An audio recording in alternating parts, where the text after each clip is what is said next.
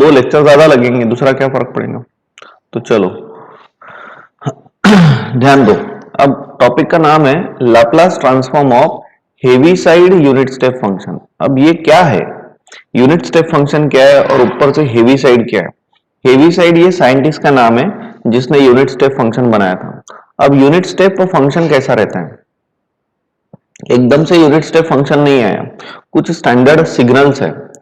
Mathematics में जो चीज को अपन फंक्शन बोलते हैं, जैसे कि मैथमेटिक्स में अगर अपन लिखते हैं y equals to F of X, बराबर सुनना सारे लोगों ने, ये टॉपिक इतना आसान नहीं है।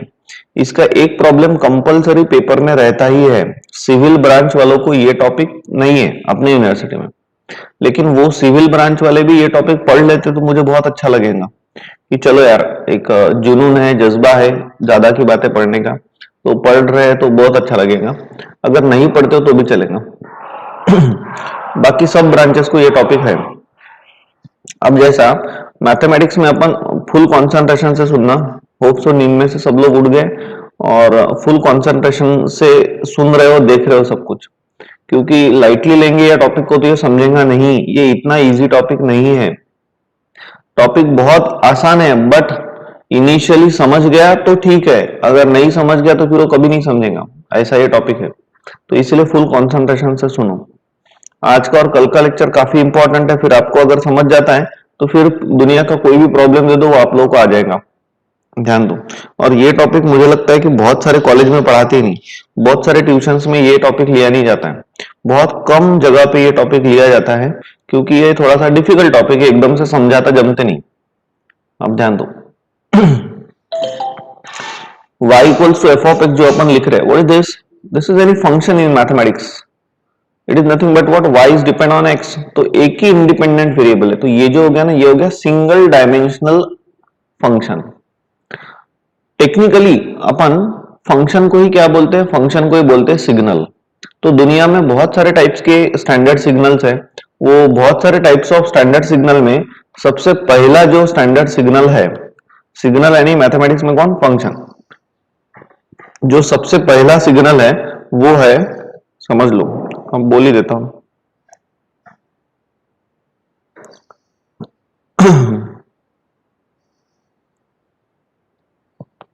सबसे पहला जो सिग्नल है वो है इंपल्स सिग्नल।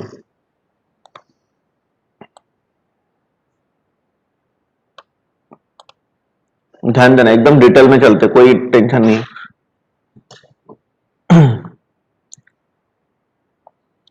इंपल्स सिग्नल ये हो गया टी, और इंपल्स सिग्नल जो है, पहला जो सिग्नल अपन देख रहे हैं उसका नाम क्या है, impulse. This is not a part of this topic, impulse signal. और इसको ऊपर से सिर्फ इंपल्स ना बोलते हुए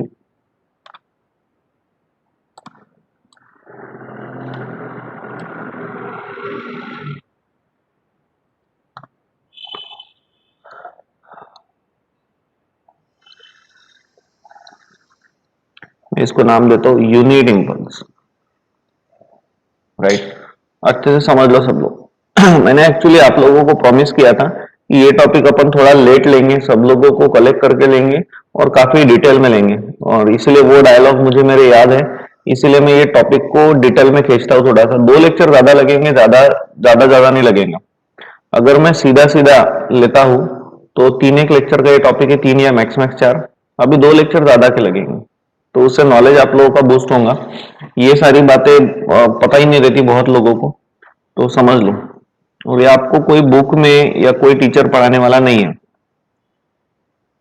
बस इंटरेस्ट शो करोगे तो मैं ज्यादा पढ़ाता, अगर आपका इंटरेस्ट मुझे कम दिखने लग गया तो फिर मैं डायरेक्टली टॉपिक पे आके टॉपिक चलने दो।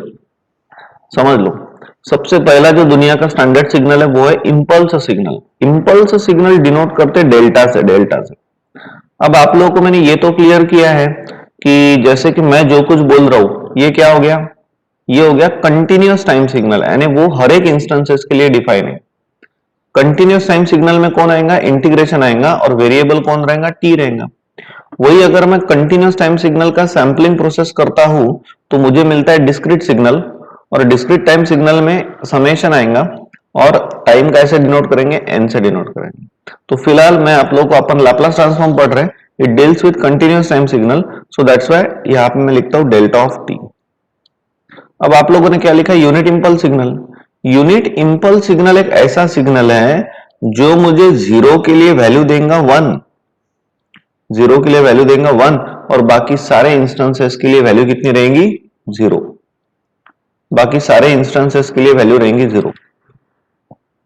अब ध्यान देना, सिग्नल को रिप्रेजेंट करने के बहुत सारे तरीके हैं। ये जो रिप्रेजेंटेशन अभी अभी मैंने आप लोगों को पढ़ाया कि 0 के लिए 1, बाकी सारे इंस्टेंसेस के लिए 0, इसको मैं मैथमेटिकली अगर एक्सप्रेस करना चाहता हूं तो can I write delta of T equals to 1 and equals to 0। 1 कहां पे है, जब t इक्वल्स टू 0 है, और 0 कहां पे, जब t 0 नहीं है, 1 है, 2 है, 3 है, -1 है, -2 है, -3 है, कुछ भी हो, तब डेल्टा ऑफ t की वैल्यू कितनी है, 0 है। तो मैंने अभी के अभी आप लोगों को दो रिप्रेजेंटेशन सिग्नल के बोले। पहला जो रिप्रेजेंटेशन अपन ने किया, ये जो ड्रॉ किया, this is called as graphical representation of signal.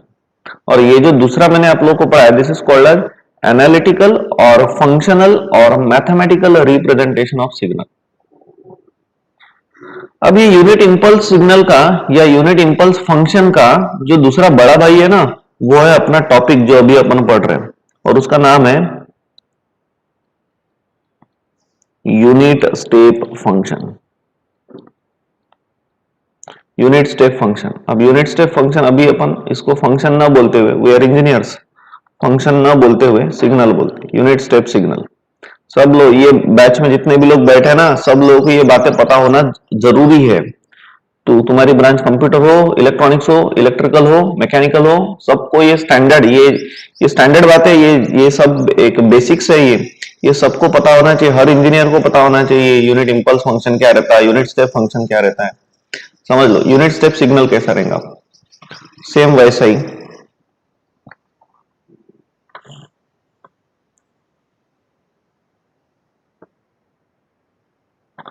समझ लो।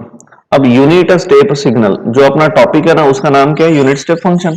वही तो है फिर, ये है टी और ये है कौन, यू ऑफ टी। अब यूनिट स्टेप सिग्नल जो है वो एक ऐसा सिग्नल है जो मुझे 0 और पॉजिटिव इंटीजर के लिए, फिर वो 1 2 3 4 चलते रहेगा। इसके लिए कितनी वैल्यू देगा, इसके लिए वैल्यू देगा मुझे 1, और बाकी नेगेटिव साइड में वैल्यू कितनी रहेंगी, नेगेटिव साइड में वैल्यू रहेगी 0। मैथमेटिकली एक्सप्रेस करते हैं तो u of t equals to 1 and equals to 0। ये 1 कहां पे, for t greater than equals to 0 के लिए, and this is for t less than 0। Hope so you got this. अब एक बात मेरे से और सुन लो, एक बात और सुन लो। इवन दो डीएसपी में आप ही लोग जब third year final year level में जाते हो, तब आपको DSP subject, signal system subject, communication engineering subject, ये नंबर ऑफ सब्जेक्ट्स आते हैं, और इसके अंदर ये सब कुछ है। वो पर्टिकुलर सब्जेक्ट्स के अंदर सब कुछ है। कौन कौन से subject, signal system, communication engineering, then DSP, control system, network analysis, तो ये सभी सब्जेक्ट्स के अंदर ये सारी बातें। अब communication engineering subject computer IT वालों को भी है, इलेक्ट्रिकल इलेक्ट्रॉनिक्स वालों को भी है। इलेक्ट्रिकल को नहीं पता, इलेक्ट्रॉनिक्स को तो है ही। डीएसपी सब्जेक्ट कंप्यूटर आईटी वालों को भी है, उसके बाद इलेक्ट्रॉनिक्स इलेक्ट्रिकल दोनों को भी है। सिग्नल सिस्टम भी इलेक्ट्रॉनिक्स वालों को, इलेक्ट्रिकल वालों को, कंप्यूटर आईटी वालों को सिग्नल सिस्टम नहीं है, बट वो कम्युनिकेशन इंजीनियरिंग वगैरह जो है ना आप लोगों को, उसके अंदर सिग्नल सिस्टम के 1-2 यूनिट तोड़ के उसके अंदर डाले हैं। राइट, सब्जेक्ट नहीं है, लेकिन सब्जेक्ट में का जो मटेरियल है ना, वो काफी हद तक इधर उधर के सब्जेक्ट्स में है। मैकेनिकल वालों को भी कंट्रोल सिस्टम सब्जेक्ट से आप लोगों को आगे पढ़ना है 5th सेमेस्टर में, तो उसके अंदर भी ये सब कुछ मिलेगा। तो ध्यान दो, अभी मैं क्या बोल रहा हूँ, एक अंदर की बात बोल रहा हूँ, क्योंकि आप लोग कॉम्पिटिटिव एग्जाम के लिए प्रिपरेशन कर रहे हो बहुत लोग, इसलिए ध्यान देना। ये टॉपिक ना कोई बुक में लिखा है, ना कोई मास्टर पढ़ाएगा, तो इसलिए बहुत अच्छे से ध्यान देना। अभी ये सब सही है। यहाँ पे ये वाला क्या लिखा है आप लोगों ने, ये जो लिखा है ना, ये क्या लिखा है, ये लिखा है इसकी वैल्यू 1 रहेंगी फॉर 0 के लिए और 0 के आगे के लिए। अब आप लोगों ने 11th 12th में, ये फाइनल ईयर के स्टूडेंट को भी नहीं आता जो मैं अभी अभी मैं बोल रहा हूं, और हर मास्टर गलत लिखेगा, हर मास्टर ऐसे ही लिखेगा जैसा मैंने लिखा है यहाँ पे, लेकिन उन लोगों को ये सारी बातें वो ना शेयर करते हैं, तो ये गलत ही चलता है। लेकिन कॉम्पिटिटिव एग्जाम में आप लोग फिटते हो। फिर अपने यूनिवर्सिटी में ऐसा ही यूज करना जैसा अपन ने लिखा है, लेकिन एक नॉलेज पॉइंट ऑफ व्यू आप लोगों को पता होना चाहिए, क्योंकि घुमा फिरा के कॉम्पिटिटिव एग्जाम गेट जैसे एग्जाम में पूछते हैं, इसलिए मैं शेयर करता हूं आपसे, ध्यान दो। आप लोगों ने 11-12 में कंटिन्यूटी वाला टॉपिक पढ़ा था।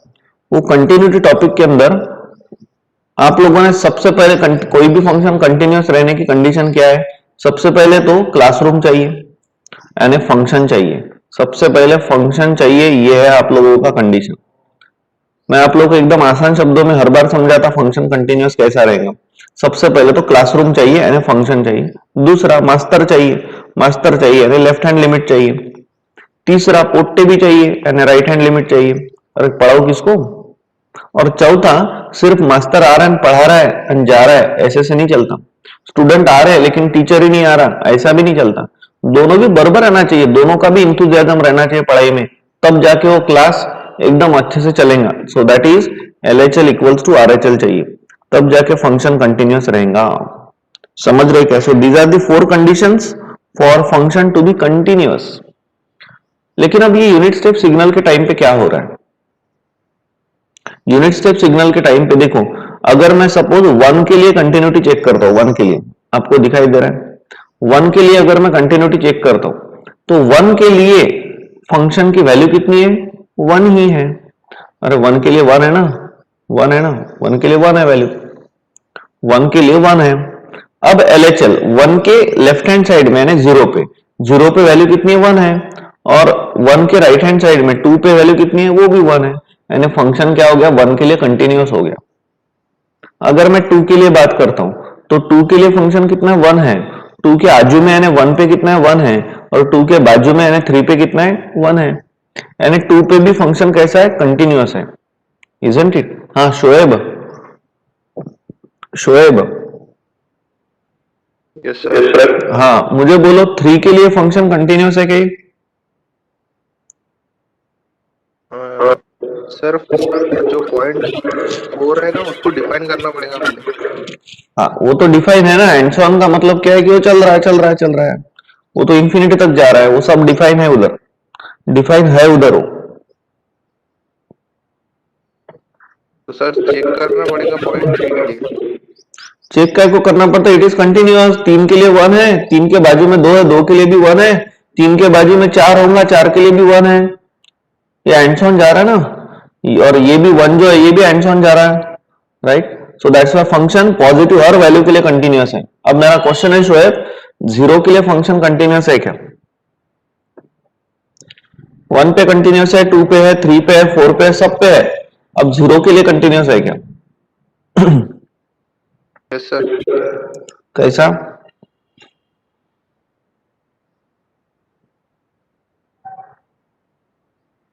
सर वो वैल्यू 1 दे रहा है 0 पर u ऑफ t। फिर एक ही कंडीशन सेटिस्फाई हो रही, क्लासरूम ढंग से चलने के लिए मास्टर भी आना चाहिए, पोट्टे भी आना चाहिए, दोनों साथ में आना चाहिए, तब जाके क्लास बराबर चलेगा। सिर्फ मास्टर आके बैठा है तो क्लास बराबर नहीं चल सकता। सिर्फ क्लासरूम है, ना टीचर है ना स्टूडेंट्स है, क्लासरूम ढंग से चल नहीं सकता। सभी चीजें बराबर चाहिए। सो अनुराग, अनुराग अरे पूरा ही तो एक्सप्लेन कर दिया यार मैंने, अब क्या छोटा सा क्वेश्चन पूछा मैंने, 0 के लिए कंटिन्यूअस है क्या? अनुराग, राघव,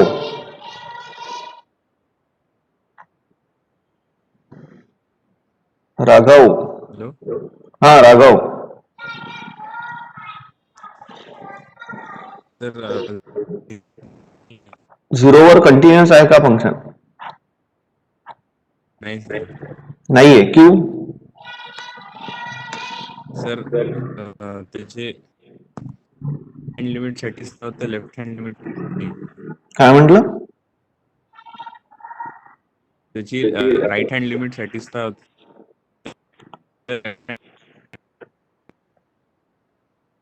तुझा आवाज कटतो यार. हॅलो हाँ बोल आता.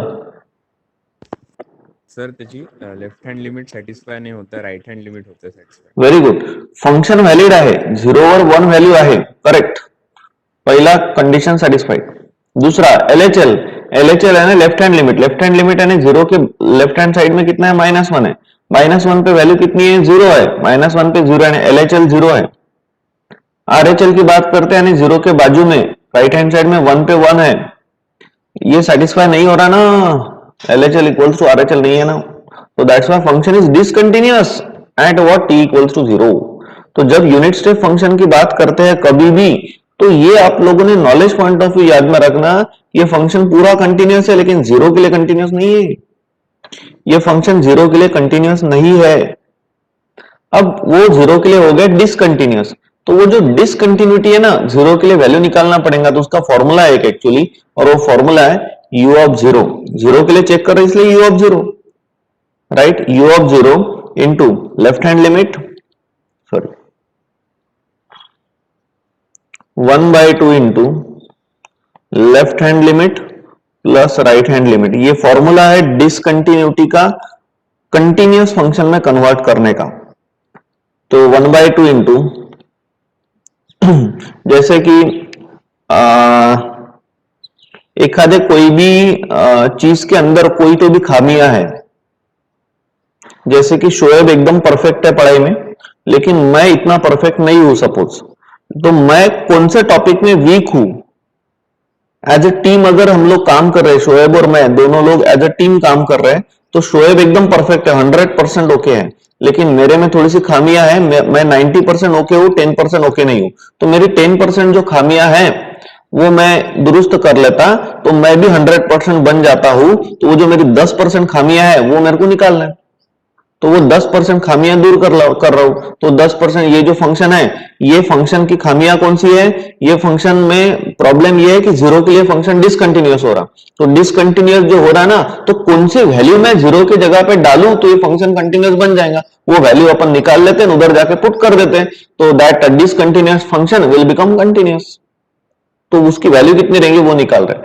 अब चलो नोटेशन में बोल देता हूं, लेफ्ट हैंड लिमिट कैसा लिखते हो आप लोग इसको, वो लिखते ना लिमिट, जैसे कि वेरिएबल ऑफ टी है तो T tends to zero minus of U of T, ऐसा लिखते रहते आप, plus limit T tends to zero plus of U of T. Bore मत हो ना, ये सब नॉलेज पॉइंट ऑफ व्यू चल रहा है, अगर बोर हुए तो मैं सब छोड़ देता और डायरेक्ट कंसेप्ट पढ़ाना चालू करता, और डायरेक्ट कंसेप्ट लिया तो भी आपको समझता।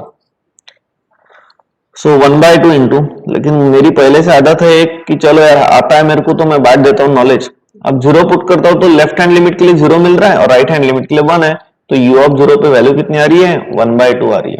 जो कॉम्पिटेटिव एग्जाम दे रहे हैं यहाँ पे अपन ने क्या लिखा है, ये पढ़ो जरा, यहाँ पे लिखा है t इक्वल्स टू जीरो पे कितना है 1 लिखा है, equals to and greater than equals to zero के लिए वैल्यू कितनी दे रहा है 1 दे रहा है, लेकिन जीरो पे ग्रेटर देन के लिए 1 है, लेकिन जीरो पे वैल्यू कितनी रहेंगी उसकी 1/2 रहेंगी, ये बात याद में रखना। समझ गए क्या? मैं इसका आप लोगों को फोटो वगैरह भेजने वाला नहीं हूँ, पीडीएफ वगैरह भेजूंगा नहीं, तो ये थोड़ा थोड़ा चीजें आप लोग नोट डाउन किया करो, तो होप सो आप लोग को इतना समझ गया, राइट। आगे बढ़ते हैं, तो मैंने अभी अभी आप लोगों को दो सिग्नल पढ़ाए डिटेल में, पहला सिग्नल पढ़ाया यूनिट इंपल्स सिग्नल और दूसरा सिग्नल मैंने आप लोगों को पढ़ाया unit step signal, isn't it.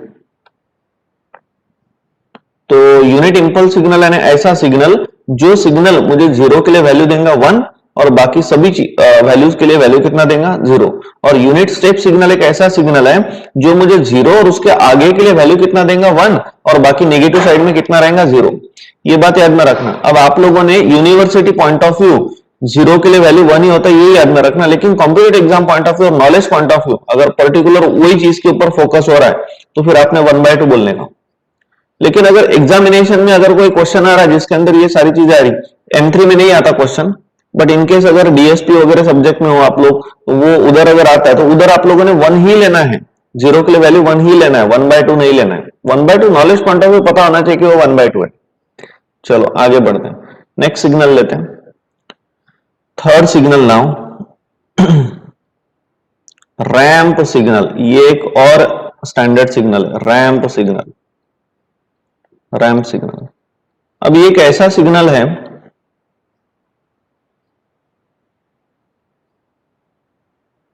समझ लो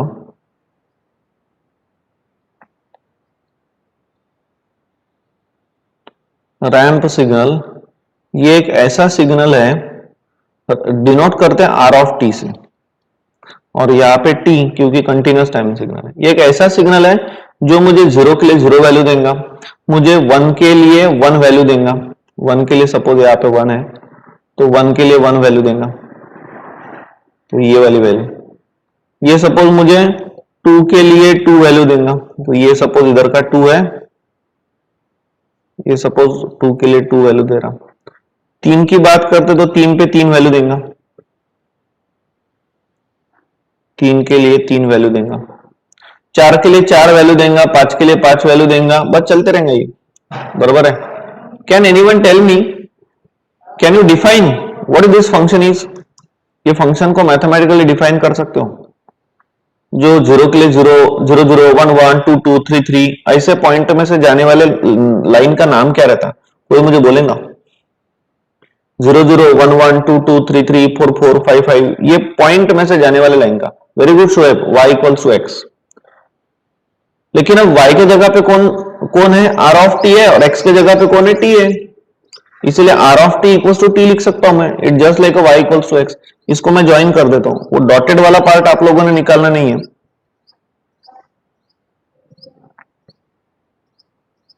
अब वो भावनाओं को समझो, राइट? ये लाइन होगी कौन? r of t equals to t। So this is for t greater than equals to 0 and it is equals to 0 for t less than 0। अब आप लोग बोलोगे कि sir r of t equals to t कैसे लिखा? आपने यही बोला कि 0 0 1 1 2 2 3 3 4 4 में से जाने वाले लाइन का नाम क्या रहता है? लाइन का नाम रहता है y इक्वल्स टू x, बस वही लिख लिया। लेकिन वो y इक्वल्स टू x भी कैसा आया? Can anyone tell me? y equals to x यानी r of t equals to t कैसा आया? अरे इंजीनियर से आना चाहिए, बोलो कैसा आया? r of t equal to t कैसा आया? भाई ये लाइन का इक्वेशन t है। Anyone is capable? हाउ?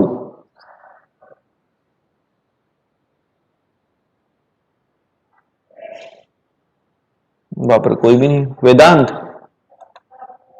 वेदांत, हाँ काय 1045 स्लोप। अरे तो स्लोप झाला, मला लाईनचं इक्वेशन पाहिजे ना सर तर मग y इक्वल्स टू mx असते ना, हाँ mx प्लस c।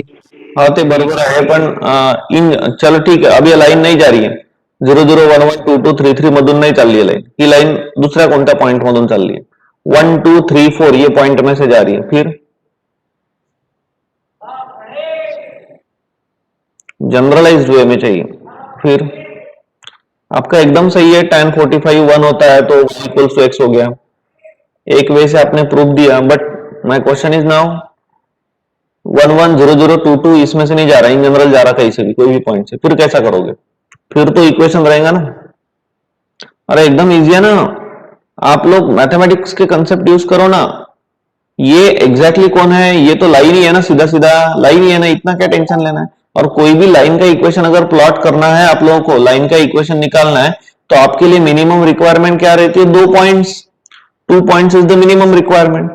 तो 2 पॉइंट तो मिल रहा है ना, जैसे कि पहला पॉइंट यहाँ पे मिल रहा है 0 0 और दूसरा ले लो सपोज 1 1 2 2 3 3, बहुत सारे पॉइंट्स हैं, तो ये 2 ही पॉइंट काफी है अपने लिए। और लाइन का इक्वेशन प्लॉट करना है तो मैंने आप लोगों को बोला है y minus y coordinate equals to difference in y coordinate upon difference in x coordinate into x minus x coordinate. और ये भी मैंने आप लोगों को समझाया कि इधर y1 लिखते हो तो इधर x1 ही लिखना पड़ेगा। अगर इधर आप लोग y2 लिखते हो y2 तो इधर आपको x2 लिखना पड़ेगा। इधर y1 लिख रहे हो इधर x2 लिख रहे हो, ऐसा नहीं चलता। इधर आप लोग y2 लिख रहे हो और इधर x1 लिख रहे हो, ऐसा नहीं चलता। y1 x1 y2 x2 ऐसा ही लिखना पड़ेगा। तो देखो अब ये पॉइंट पुट अप करो, ये हो गया अपने लिए x1 y1, ये हो गया कौन? x2 and y2। Points put up करते तो y minus y1, y1 is 0, y2 is 1, y1 is 0 upon x2 is 1, x1 is 0 into x minus x1 is 0। So that's how we are getting y equals to x। अब y axis के ऊपर यहाँ पे r of t है और x axis यानी t है, इसलिए r of t equals to कितना आ गया? t। ये बातें आप लोगों को पटापट आना चाहिए, सिर्फ पढ़ाई ऐसे करो कि वो सब सारी चीजें याद रहे। अब ये डबल इंटीग्रेशन में वगैरह कितने बार अपन ने किया था, पेयर ऑफ स्ट्रेट लाइन जैसे 11 12 में यूनिट आप लोग पढ़े थे, इंस्टेंटली आंसर देते आना चाहिए आप लोगों को। तो होप सो ये समझ गया आप लोगों ने, राइट। आगे बढ़ते हैं। ये डिलीट करूं क्या? हाँ, अब चौथा इंपॉर्टेंट सिग्नल मैं आप लोगों को बोलने जा रहा हूं। चौथे सिग्नल का नाम है पैराबोलिक सिग्नल। सब नॉलेज पॉइंट ऑफ व्यू बोल रहा हूं, पैराबोलिक सिग्नल। अब ये पैराबोलिक सिग्नल कैसा रहता है? ये पैराबोलिक सिग्नल रहता है ऐसा, पैराबोलिक शेप में रहेगा। P ऑफ टी से डिनोट करते हैं, दिस इज टी। ये पैराबोलिक सिग्नल जो है P ऑफ टी, इसका जो एम्पलीट्यूड रहता है वो रहता है t square by 2। This is for t greater than equals to 0 and equals to 0 for t less than 0। चलो, अगर मैं टी की वैल्यू 0 रखता हूं तो 0 का स्क्वायर अपॉन 2 यानी 0। अब मैं 1 रखता हूं 1, तो 1 का स्क्वायर, टी के जगह पे 1 रख रहे तो 1 का स्क्वायर यानी 1, 1/2, तो 1/2 आ रहा। सपोज ये आ रहा यहाँ पे, ये है 1/2 सपोज। तो ये एक पहला पॉइंट है 1, 1/2। चलो नेक्स्ट, अब 2 रखता हूं, 2 रखा तो 2 का स्क्वायर 4, 4/2 यानी 2, 4/2 यानी 2, तो ये यहाँ पे आ रहा सपोज 4/2 यानी 2, तो 2 यहाँ पे आ रहा है सपोज 2। फिर 3 रखा तो 3 का स्क्वायर 9, 9/2 यानी 4.5, तो 3 के लिए कितना आ रहा 9/2। समझ रहे ना? तो ये जो भी है आप मुझे प्लॉट करने में दिक्कत होंगी, इसीलिए मैं पहले प्लॉट कर लेता हूँ, बाद में पॉइंट लिखता हूँ।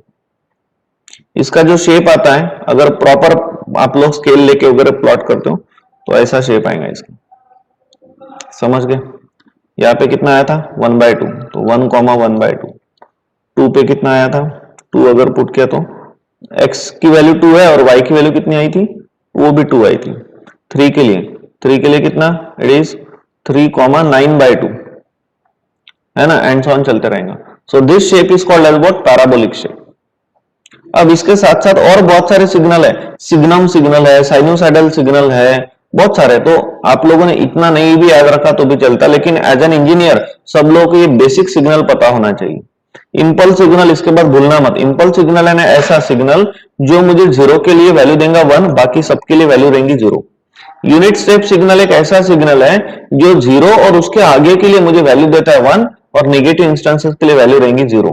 बाद में रैंप सिग्नल एक ऐसा सिग्नल है जो मुझे 0 पे 0, 1 पे 1, 2 पे 2, 3 पे 3, 4 पे 4 ऐसा वैल्यू देगा, called as ramp signal. Parabolic signal है ना t²/2 एम्पलीट्यूड रहेगा, ये याद रखना। अब और एक बार आप लोगों को बोलता हूं, पैराबोलिक सिग्नल को अगर आप लोग डिफरेंशिएट करते हो t²/2, इसका डेरिवेटिव कितना आएगा, t² का डेरिवेटिव 2t, 2 कैंसिल है t। पैराबोलिक सिग्नल को अगर मैं डिफरेंशिएट करता हूं तो मुझे रैंप सिग्नल मिलता है, और रैंप सिग्नल को अगर मैं डिफरेंशिएट करता हूं तो मुझे यूनिट स्टेप सिग्नल मिलता है, t का डेरिवेटिव 1। वैसे ही उल्टा, यूनिट स्टेप सिग्नल को अगर मैं इंटीग्रेट करता हूं तो मुझे रैंप मिलेगा, एंड रैंप सिग्नल को इंटीग्रेट करूंगा तो मुझे पैराबोलिक सिग्नल मिलेगा। तो होप सो आप लोगों को ये स्टैंडर्ड सिग्नल्स एकदम अच्छे से क्लियर हो गए हैं। किसी को कुछ पूछना हो तो पूछ सकते हो। अब मैंने स्टैंडर्ड सिग्नल पढ़ा है, अब मेरा फोकस रहेगा टॉपिक, और टॉपिक है Laplace transform of Heaviside unit step function. So we have to concentrate on this term, unit step function. बोलो, यहां तक किसी को डाउट है क्या? नहीं है ना?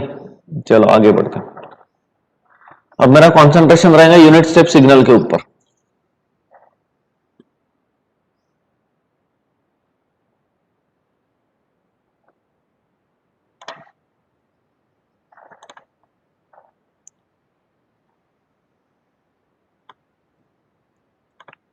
तो यहां से आपका टॉपिक स्टार्ट हो रहा है, ऐसा समझो।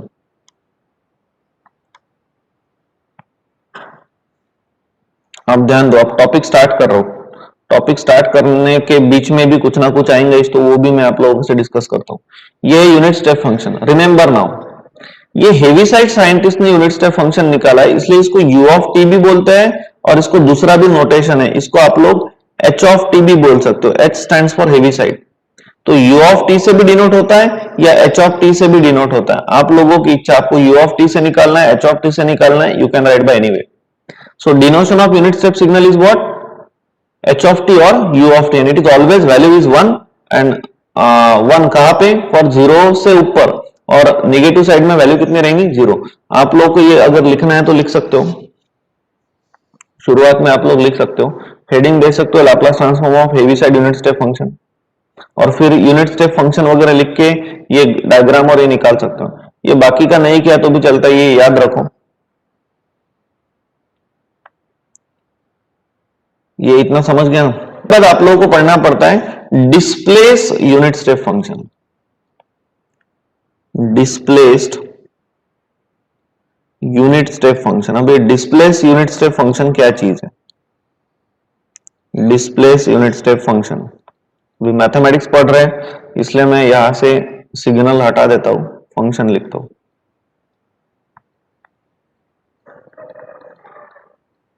डिस्प्लेस यूनिट स्टेप फंक्शन क्या है? What do mean by displace function? Let me clear you the aspects.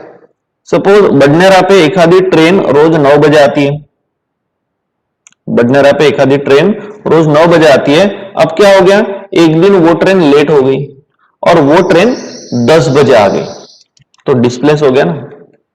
एखादे दिन ट्रेन 9 बजे आती है लेकिन वो ट्रेन एखादे दिन जल्दी आ गई, और वो कितने बजे आ गई, वो 8 बजे आ गई। समझ रहे क्या? वो ट्रेन कितने बजे आ गई, 8 बजे आ गई, तो डिस्प्लेस होगी ना। समझ रहे? राइट। अब समझ लो, जैसे कि अगर मैं आप लोगों को प्लॉट करके दिखाऊं तो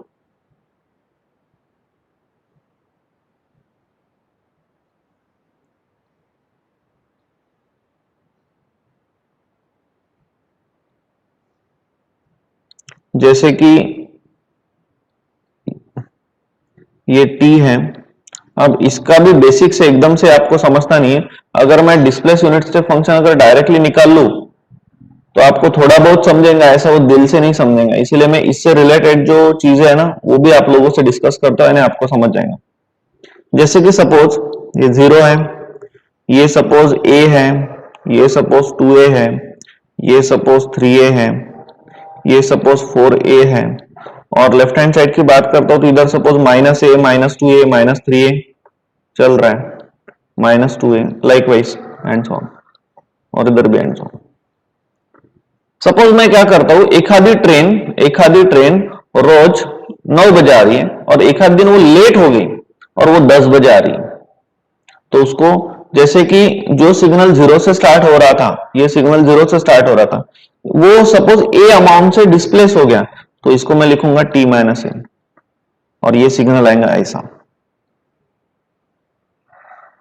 इसका एम्पलीट्यूड कितना है, 1 है, तो इसको मैथमेटिकली लिखा जाता है फिर u ऑफ t-a, इसकी वैल्यू कितनी 1 एंड इसकी वैल्यू 0। 1 कहां पे, for t greater than equals to a and this is for t less than a। अब मैंने डायरेक्ट आपको कंसेप्ट समझाया, लेकिन ये इतना आसान नहीं है कि इतना जल्दी से ये समझ गया हो गया, नहीं। फाइनल ईयर में जब डीएसपी जैसे सब्जेक्ट पढ़ोगे तब वो टाइम पे आप लोगों को ये 7-7, 8-8 दिन पढ़ना पड़ता है सब कुछ, तब जाके ये ऑपरेशन ऑन सिग्नल समझता है। इसको कहा जाता है ऑपरेशन ऑन सिग्नल। तो let me clear you, operation on signal क्या है। हाँ 7 मिनट है मेरे पास, सिर्फ 7 मिनट में तो नहीं होता ये, बट ठीक है थोड़ा सा बोल देता हूँ। ऑपरेशन ऑन सिग्नल क्या चीज है, देखो अगर मैंने आप लोगों को 2 सिग्नल दिए हैं तो वो 2 सिग्नल का एडिशन भी आप लोगों को करते आना चाहिए।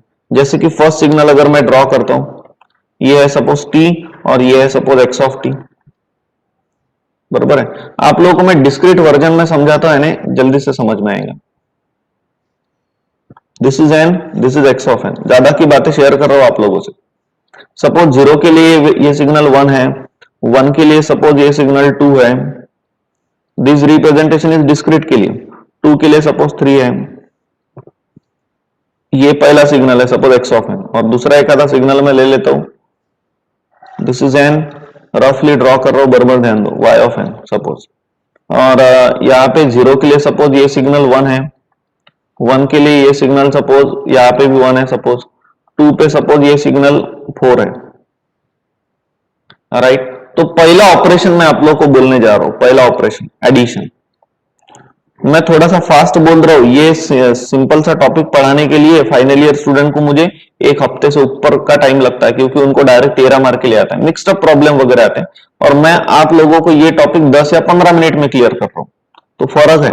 लेकिन मुझे पता है कि मैं 10-15 मिनट भी आप लोगों को थोड़ा सा समझा के दूं ना, तो आप लोगों को एटलीस्ट दिल से ऐसा समझेगा तो भी कि ये ऐसा ऐसा है करके। डायरेक्ट चीजें अगर मैं ले लेता हूं तो ऐसा दिल से फील नहीं होता है कि ये भाई ऐसा ऐसा है करके। तो इसलिए मैं 10-15 मिनट में आपको बोलने की कोशिश करता हूं। ध्यान दो, पहला ऑपरेशन जो आता है वो आता है एडिशन। दो सिग्नल का एडिशन करना है तो करो एडिशन। कोई भी ऑपरेशन जब परफॉर्म करते हो तो ओरिजिन से परफॉर्म करने का। तो जीरो के लिए ये वाला सिग्नल कितना है, 1 है। जीरो के लिए कितना है, 1 है। 1 + 1 2 हो गया। 1 पे बात करते हैं, 1 पे कितना है, ये 2 है। 1 पे ये वाला कितना है, 1 है। 2 + 1 3 हो गया, यहाँ पे 3 आएंगे। 2 पे आते हैं, 2 के लिए कितना है, 3 है। 2 के लिए कितना है, 4 है। 3 + 4 7 हो गया, तो ये हो गया 7। और ये हो गया addition, that is x of n plus y of n। बोलो समझ गए क्या? हो गया एडिशन। वैसे ही अगर सब्सट्रैक्शन करना है आप लोगों को, दूसरा operation is subtraction. Second operation subtraction. Operation on signal बहुत सारे हैं, जिसमें से पहला है एडिशन, दूसरा है सब्सट्रैक्शन, तीसरा है मल्टीप्लिकेशन, चौथा है स्केलिंग। और स्केलिंग के अंदर दो है, amplitude scaling and time scaling. फिर उसके बाद आता है शिफ्टिंग। शिफ्टिंग के अंदर भी दो है, पहला है एडवांसिंग एंड दूसरा है डिलेइंग। फिर आता है टाइम रिवर्सल, जिसको अपन बोलते हैं फोल्डिंग ऑल्सो, राइट। और फिर उसमें भी mixed up, shifting, folding, delaying, advancing, scaling, सब कुछ मिक्स्ड हो रहा है, ऐसा भी है। लेकिन मैं वो मिक्स वगैरह वो उतना कुछ पढ़ाता नहीं आप लोगों को। आप लोगों को जो सिंपल ऑपरेशन है उतने तो भी क्लियर होने को ना, इसलिए मैं वो बोल रहा हूं। अब सब्सट्रैक्शन करना है स्टार्टिंग फ्रॉम जीरो। जीरो के लिए बात करते तो जीरो पे कितना है, 1 है। और ये जीरो के लिए कितना है, 1 है। तो 1 - 1 कितना हो गया, 0। अब 1 के लिए 2 है, 1 के लिए 1 है, तो 2 - 1 यानी कितना हो गया, 1 हो गया। अब 2 के लिए बात करता हूं, 2 के लिए 3 है, 2 के लिए 4 है, तो 3 - 4 यानी -1 हो गया। -1 नीचे आएंगे। समझ गए क्या? तो ये मिल गया आप लोगों को subtraction, that is x of n minus y of n। Discrete version में समझा रहा हूं, ऐसा कंटिन्यूअस में भी रहेंगे। बोलो किसी को डाउट है क्या एडिशन सब्सट्रैक्शन? होप सो यहां तक समझ गया सब लोग। आज मैंने आप लोगों को बहुत सारी बातें बोल दी फटाफट। सबसे पहले मैंने आप लोगों को स्टैंडर्ड सिग्नल्स बोले, और उसके बाद मैं आप लोगों को अभी ऑपरेशन ऑन सिग्नल बोलने जा रहा हूं, क्योंकि आप लोगों को ये यूनिट के अंदर ये डिस्प्लेस यूनिट स्टेप फंक्शन पढ़ना है। लेकिन ये डिस्प्लेस यूनिट स्टेप फंक्शन समझने को तो हो ना, क्या हुआ यहाँ पे। मैं बोल रहा हूं पगले जैसा कि एक आधी ट्रेन रोज 9 बजे आती है, एक आध दिन और लेट होगी, 10 बजे आ गई, उसको मैं रिप्रेजेंट करूं। अबे कैसा हो रहा है ये? कंसेप्ट तो समझना चाहिए, इसलिए मैं सबसे पहले आपको ये समझा रहा हूं। एडिशन समझ गया, सब्सट्रैक्शन समझ गया। अब और एक बात समझ लो, मल्टीप्लीकेशन थर्ड। ये 3 इजी वाले कर लेते हैं, और बाकी मल्टीप्लीकेशन, दोनों सिग्नल का मल्टीप्लीकेशन कर रहे हैं। तो मल्टीप्लीकेशन 5 मिनट में बैच खत्म हो जाएंगी। This is x of n into y of n। Zero पे सबसे पहले, जीरो पे कितना है, 1 है। जीरो के लिए कितना है, 1 है। 1 × 1 1। अब 1 पे आते हैं, 1 पे कितना है, 2। 1 पे कितना है, 1। 2 × 1 2। 2 पे आते हैं, 2 के लिए कितना है, 2 के लिए ये 3 है, और 2 के लिए 4 है। 3 × 4 12, तो ये आ गया 12। तो ये मिल गया आप लोगों को सिग्नल। तो ये 3 ऑपरेशन समझे कि आप लोगों को एडिशन, सब्सट्रैक्शन, मल्टीप्लिकेशन। अब इसके बाद का जो है ना वो है स्केलिंग। स्केलिंग के अंदर 2 है। उसके बाद आता है शिफ्टिंग, शिफ्टिंग के अंदर भी 2 है। और उसके बाद फोल्डिंग। तो ये सारा पैरामीटर में हार्डली 10 मिनट में कल कंप्लीट करूंगा, और कल के कल फिर ये टॉपिक के प्रॉब्लम भी स्टार्ट हो जाते हैं, राइट। तो आज के दिन मैं यहीं पे रुकता हूं। इसका मैं आप लोगों को फोटो वगैरह भेजता नहीं, इसका फोटो वगैरह सब मैं कल जब हो जाएगा ना पढ़ाना चालू प्रॉब्लम्स, तब भेजूंगा। तो ये तो मैंने बेसिक्स पढ़ाया आज आप लोगों को, तो होप सो आप लोगों को इतना समझ गया। चलो ठीक है, फिर रुकते हैं यहाँ पे, बाकी देखते हैं कल।